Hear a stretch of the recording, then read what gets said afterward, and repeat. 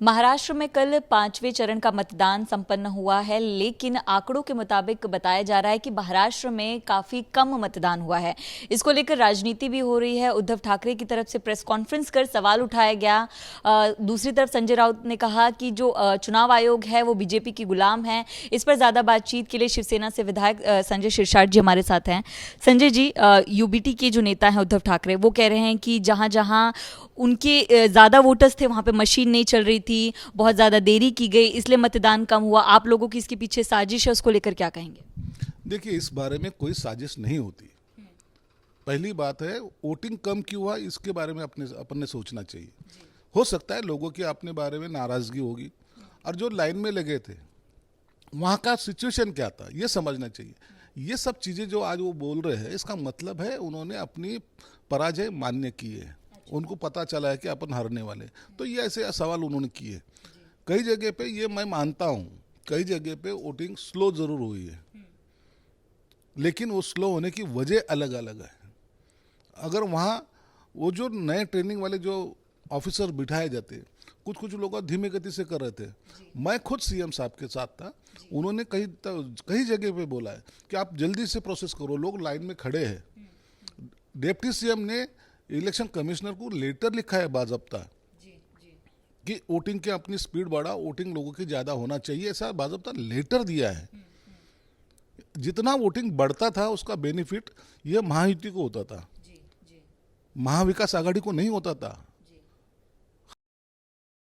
चाहिए, इसलिए अब उनका पराभव उनको दिख रहा है, उनको लगता है कि अपनी हार ये होने वाली है। अब कुछ तो एलिगेशन लगाना चाहिए ना। हम हारे क्यों तो वोटिंग कम हो गए, हम हारे क्यों तो इलेक्शन कमिश्नर दबाव में आए, हम हारे क्यों तो उनका इलेक्शन कमिश्नर उनका गुलाम बन गया। ये सब आरोप प्रत्यारोप होते रहते, लेकिन इसको ज़्यादा सीरियसली कोई लेता नहीं। आप कह रहे हैं कि सिस्टम का दिक्कत था। संजय राउत कह रहे हैं कि जहां जहां हमारे वोटर ज्यादा थे वहीं पे सबसे ज्यादा मशीन खराब हुई। अरे तो क्या सर पे लिखा रहता है तुम हमारे वोटर है, तुम हमारे वोटर है? वोटर को उनका राइट्स है भाई, उनको करने दो ना वोटिंग। कैसे बोल सकते ये जाने वाला आदमी मुझे ही वोटिंग करेगा, ऐसा कैसा कॉन्फिडेंस दे सकते हो? तो वो ऐसा नहीं होता। देखिए, आप किसी का भी इंटरव्यू लो, वोटर कभी बताएगा नहीं मैं किसको वोटिंग कर रहा हूँ। वो बोलता है वो ठीक है मैं करूँगा वोटिंग। ऐसा कोई वोटर किसी का बंधे हुआ नहीं रहता। और ये जो सोच इनकी है कि वोटर ये अपना है, वोटर उसके दिमाग से ही वोटिंग करता है, उसको जो पसंद है उसको ही वोट करता है। इसलिए अब ये फिजूल की बातें करने में कोई भी मतलब नहीं है। तो कहीं ना कहीं इस बात को एक्सेप्ट कर रहे हैं कि स्लो वोटिंग हुई है जिसके चलते आंकड़े कम आए? नहीं नहीं, कई जगह पे हुई ये बातें हम मान करते ना। ये तो आंकड़े दिखा रहे हैं आपको, परसेंटेज दिखा रहा है, कैसा नहीं बोल सकते उसको। लेकिन जो स्लो हुई उसके वजह क्या है ये देखना चाहिए। अगर इलेक्शन कमीशन कहीं कम पड़ा है या तो कुछ हुआ है तो वो बारे में चर्चा करना ज़रूरी है। अच्छा, कांग्रेस के महाराष्ट्र अध्यक्ष हैं नाना पटोले, वो कहते हैं कि जिस तरह सीता के हरण के दौरान रावण भगवा पहनकर आया था वैसे ही योगी भगवा पहनते, मतलब उनसे कंपेयर करते हुए एक टिप्पणी की है, विवादित टिप्पणी। उस पर क्या कहेंगे? भगवा पर टिप्पणी है। अरे इनको कहाँ रामायण पता है, कहाँ राम कहाँ रावण ये पता है क्या लोगों को? कभी राम के दर्शन तो किए क्या लोगों ने? तो जिनको इस नेतागिरी करते हुए जिसको समय नहीं मिलता, राम क्या है, भगवान क्या है, विष्णु क्या है, ये सब चीज़ें जानना नहीं चाहते, वो तो जात पात का राजकारण करने वाले वो ऐसे बेवकूफ़ जैसी टिप्पणी करते हैं।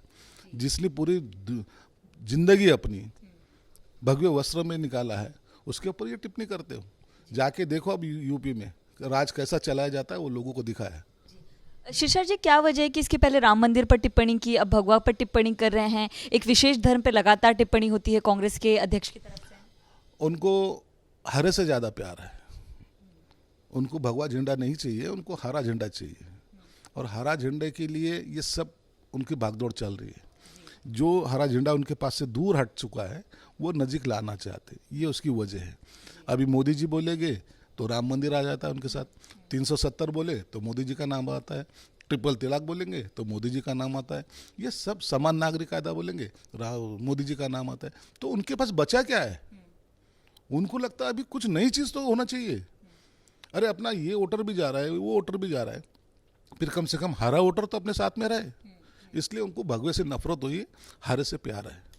एक मेरा सवाल है पुणे की घटना को लेकर। आपकी सरकार है महाराष्ट्र में, विपक्ष के संजय राउत की बात करें, बाकी नेताओं की बात करें, लोग सवाल उठा रहे हैं कि वहाँ पे भ्रष्ट सरकार है, वहाँ के पुलिस आयुक्त को जो है वो निष्कासित करना चाहिए, वहाँ के जो विधायक हैं वो सही से काम नहीं करते, पुलिस स्टेशन में बर्गर पिज्ज़ा खिलाया जाता है इन लोगों को। इस पर क्या कहेंगे? आपकी सरकार किस तरह का एक्शन ले रही है इस पूरे मामले में? देखिए, पुणे की जो घटना हुई है इसको राजनीति से मत जोड़ो। ये जो बच्चा था जिसने एक्सीडेंट किया, जिसमें 2 जनों की जानें गई, वो मस्ती में गई है, उसके मस्ती में गई है। मैं बड़े घर का हूँ इसलिए मैं कुछ भी कर सकता हूँ, किसको भी कुचल सकता हूँ, ये गलत है। उसको तो कड़ी से कड़ी सज़ा होनी चाहिए। उसमें कोई भी साइड, वो बिल्डर फोल्डर जो भी रहेगा उसका लेना नहीं चाहिए, और हम तो नहीं लेंगे। मैं तो यही बोलूँगा, उसके आगे जाके बोलूँगा कि भाई इनकी चौकसी तो हो ही नहीं रही, SIT चौकसी करो इसकी, जितनी कड़ी से कड़ी सज़ा दे सकते हो दो। इसकी वजह से और इनके ऊपर प्रेशर आना चाहिए। मेरे पास पैसा है, दौलत है, मैं किसी को भी कुछ भी कर दूंगा, मेरा पॉलिटिकल कनेक्शन है, अगर ऐसा कोई समझता है तो उसकी वो गलत फहमी है, वो दूर होना चाहिए। शेषाट जी, हम लोग बात कर रहे हैं कि विपक्ष कैसे आरोप लगा रहा है कम मतदान हुआ, लेकिन एक सकारात्मक बात करें तो महाराष्ट्र की गढ़चिरौली में बहुत अच्छे वोट्स हुए हैं। जम्मू कश्मीर गढ़चिरौली ऐसी जगह है जहां पर बंदूक की ज़्यादा हमने एक हिंसा देखी, लेकिन वहां पर भी अच्छे वोट्स हुए हैं। इसको कैसे देखती है आपकी सरकार? ये पॉजिटिव है। मैं अभी एक दिन के लिए गया था श्रीनगर, देखा वहाँ मैंने लोगों में एक अलग से माहौल हो गया। जहाँ 10-15% वोटिंग होने वाले 40% क्रॉस कर चुके हैं श्रीनगर में। गढ़चिरौली जहाँ निकलना मुश्किल था, मतलब इलेक्शन के बूथ खाली रहते थे, वहाँ अच्छा मैदान हुआ। मतलब लोगों ने अब ये लोकशाही को एक्सेप्ट कर लिए। ये जो बदलाव जो आ रहा है, ये बदलाव को लोग पॉजिटिव तरीके से देख रहे हैं। अब हमारे जीवन में परिवर्तन आएगा, ये उनकी सोच बन चुकी है। इसलिए अब लोग लोकशाही की तरफ जाते हुए अपने को अपना अधिकार भी बजाना चाहिए, ये उनकी सोच हो गई, और ये ही लोकशाही के लिए अच्छी बात होती है। तो कुल मिलाकर आप लोग कह रहे हैं कि अभी 2 चरण बाकी है और आप पूरी तरह से आश्वस्त हैं कि 400 पार होने वाले हैं? 400 पार का तो हमारा दावा ही है। अब आप देखते होंगे, ये जो जितना चरण में चुनाव हो गए, ये लोगों ने पहले हार मान ली है। अब तो वो बोलने लगे भाई हम तो हारने ही वाले, तो कुछ तो एलिगेशन लगाते चलो, उसका इफेक्ट अभी कुछ नहीं होगा। अभी जो लास्ट का चरण जो है वो तो पूरा हमारे फेवर वाला चरण है, तो उसमें हमारा 400 पार का नारा ज़रूर पूरा होगा।